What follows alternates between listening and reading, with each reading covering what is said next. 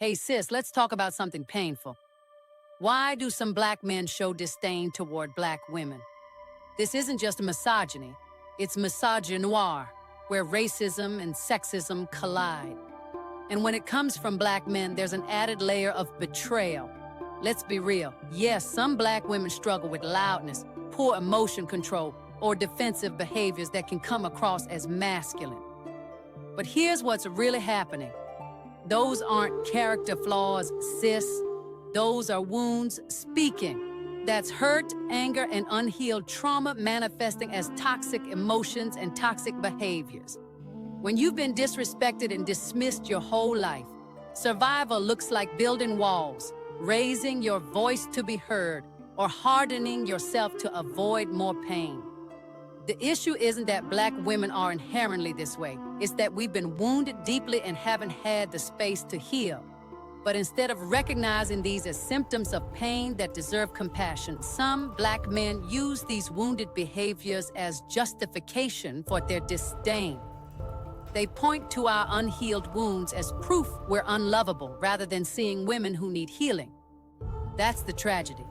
Now, some men have their own deep insecurities they're projecting. Psychology tells us people project their inadequacies onto others. When they feel powerless, putting you down becomes their way to feel superior. It's not about you, it's about their inability to deal with their own wounds.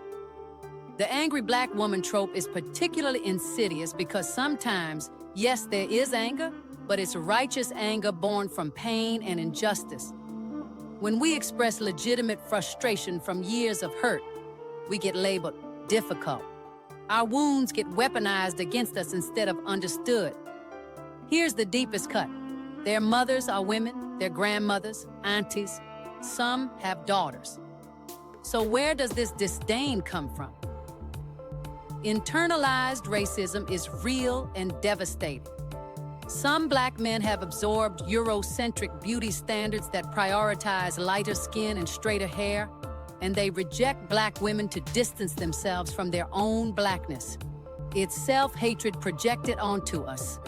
Some see manhood as the one area where they can claim power, but because racism limits that power, they assert it by devaluing us. It's false power built on putting black women down. They can't punch up, so they punch down. Many have internalized that lighter skin and Eurocentric features are more desirable, which devalues black women, especially darker-skinned sisters. Some use their experiences with racism as justification for mistreating us. But here's the truth. Hurt people hurt people. Their toxic behaviors are rooted in toxic emotions they refuse to address.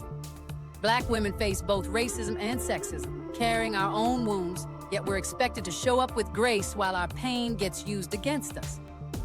For my black Christian women, there's additional pressure. Some churches preach we need to be long-suffering and submissive, tolerating toxic behaviors in the name of being good. But sis, even Jesus expressed righteous anger. Your wounds don't make you unworthy. God didn't call you to be a doormat. He called you to know your worth as his daughter and to pursue healing. At its core, this is about insecurity, yes, but it's also unhealed wounds on both sides. Some black women are operating from wounded places, and some black men are using those wounds as excuses for their disdain instead of offering understanding. Listen carefully. If you're struggling with toxic emotions and behaviors born from your wounds, that's real and deserves attention. Healing is necessary. But your wounds don't justify someone else's cruelty towards you. You can acknowledge your need for healing while still knowing your worth. The loudness, the walls, the defensiveness, these often come from survival. They're symptoms of a world that's been hostile to you. Recognizing this isn't making excuses, it's understanding the root so healing can happen. Know your worth, sis, even while doing the healing work. Your wounds don't diminish your value. You deserve compassion for your pain and space to heal. Distance yourself from toxic behaviors, yours and others, while you do the work.